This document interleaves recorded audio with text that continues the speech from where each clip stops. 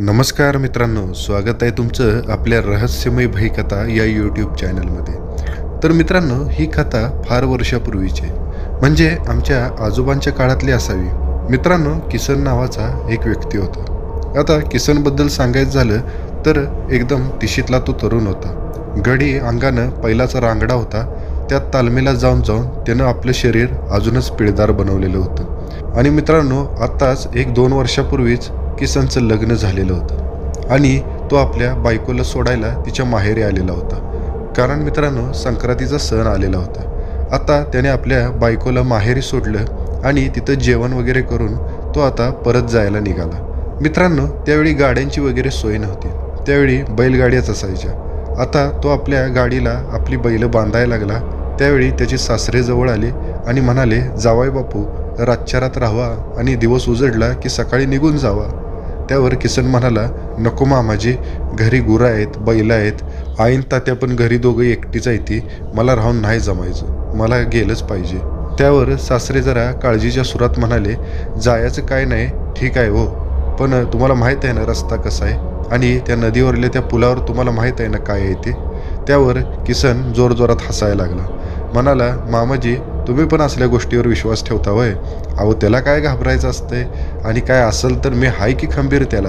असं म्हणून किसन पुन्हा आता नेटाने बैल गाडीला जोडायला लागला. त्यानंतर आता सासरे बुवांचा पण नाईलाज झाला होता. आता किसनची बायको पण बाहेर आली. ती पण म्हणायला लागली, अहो राहावा ना रातच्या रात, जावा की सकाळी. त्यावर पुन्हा किसन म्हणाला, तुम्ही सगळेजण मला आडफाटा घालायला लागलाय, त्यानंच मला काहीतरी व्हायचं. त्यानंतर ती दोघं पण गप बसली आणि म्हणाली, जावा तुम्हाला जायचं असेल तर, नाही आम्ही तुम्हाला आडफाटा घालत. त्यानंतर किसननं बैल झोपली आणि तो बिगीनं निघाला. आता मित्रांनो, संध्याकाळचे 7:30-8 वाजले असतील.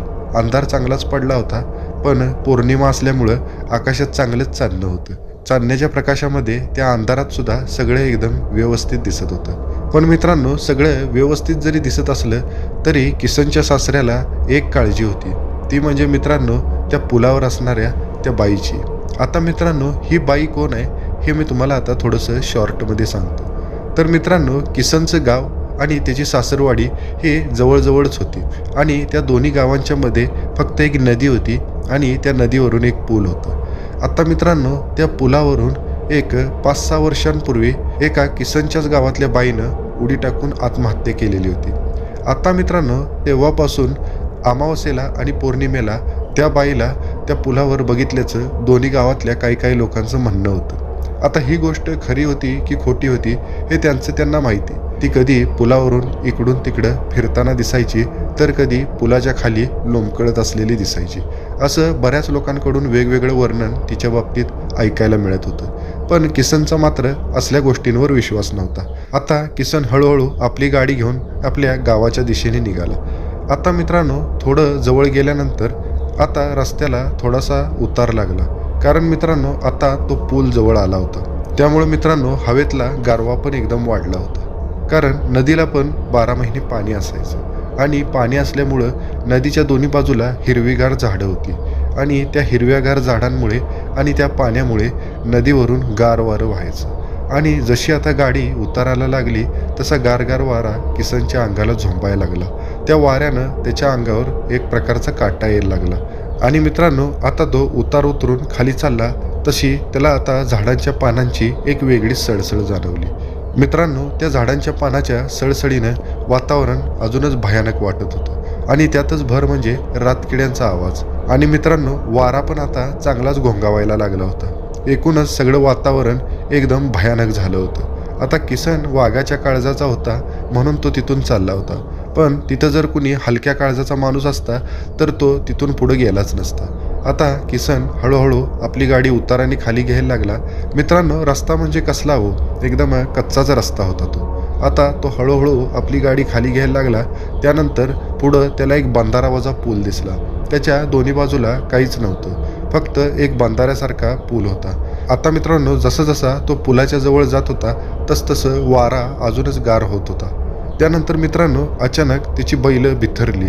ती बैल पुढंच जाईनात आणि ती जागच्या जागेला थांबायला लागली. उजव्या साईडचा बैल उजव्या साईडला वळायला लागला आणि डाव्या साईडचा बैल डाव्या साईडला वळायला लागला. असं का व्हायला लागलं हे किसनला कळेना. त्याने मग आपला चाबूक हातात घेतला आणि तो आपल्या चाबकाने बैलांच्या पाठीवर चाबकाचे फटके लावायला लागला.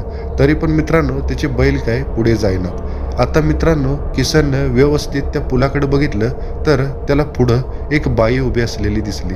आता किसनला आपल्या डोळ्यावर विश्वासच बसत नव्हता, कारण बरेच दिवस झालं त्यानं या बाईची कथा ऐकली होती, पण आज तिला तो प्रत्यक्ष बघत होता. पण त्याचं एक मन म्हणत होतं की ही बाई म्हणजे खरीच बाई असावी, कोणीतरी खरीच बाई इथं अडकून पडलेली असावी, असं त्याचं एक मन त्याला सांगायला लागलं. आणि त्याने चाबूक आणि वाद्या तिथंच टाकल्या आणि त्याने धाडकन बैलगाडीतून खाली उडी टाकली आणि तो हळूहळू चालत त्या बाईजवळ गेला. आता मित्रांनो ती बाई खाली बसलेली होती. तिच्या हातामध्ये एक गाठोडं होतं आणि तिने आपल्या अंगावर हिरव्या रंगाची साडी घातलेली होती आणि तिने आपला पदर आपल्या तोंडावर पूर्णपणे घेतलेला होता, त्यामुळे तिचा चेहरा काय व्यवस्थित दिसत नव्हता. आता किसनने तिच्या जवळ जात तिला विचारलं, काय हो बाई, कुठं जायचंय तुम्हाला, चुकलाय का काय? त्यानंतर त्या बाईनं पदरातूनच किसनकडे बघितलं आणि म्हणाली, वय हो, मी रस्ता चुकले, मला पुढच्या गावात जायचं आहे का मागच्या गावात जायचं आहे तेच मला कळेना. घरातल्यांनी मला हाकलून दिले, मी आता कुठं जाऊ मला काहीच कळेना. नदीत उडी टाकून जीव द्यायचा प्रयत्न केला, पण नदीचं पाणी पण मला जवळ घेईना.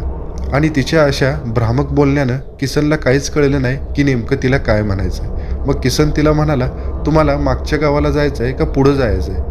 त्यानंतर ती बाई म्हणाली, मला कुठेही नेलं तर चालतंय, फक्त मला इथनं घेऊन चला. त्यानंतर किसन म्हणाला, चला मग बसा आपल्या बैलगाडीत. त्यानंतर ती बाई काहीच न बोलता आपलं गाठोडे घेऊन उभी राहिली आणि किसन आता मागं ओढून आपल्या गाडीकडे चालायला लागला. आता मित्रांनो ती बाई पण किसनच्या मागं चालायला लागली. पण मित्रांनो विशेष म्हणजे त्याला आता त्या बाईच्या पावलांचा आवाज येत नव्हता, म्हणून त्याने पुन्हा एकदा मागं वळून बघितलं तर ती बाई त्याच्या मागच होती, पण तिच्या पायांची चालताना हालचाल वगैरे होतच नव्हती किंवा तिच्या पायांचा आवाज पण होत नव्हता. पण आता किसनने जास्त लक्ष न देता तो पुढे बघून चालायला लागला आणि तो पटकन आपल्या गाडीजवळ आला आणि आपल्या गाडीमध्ये बसला.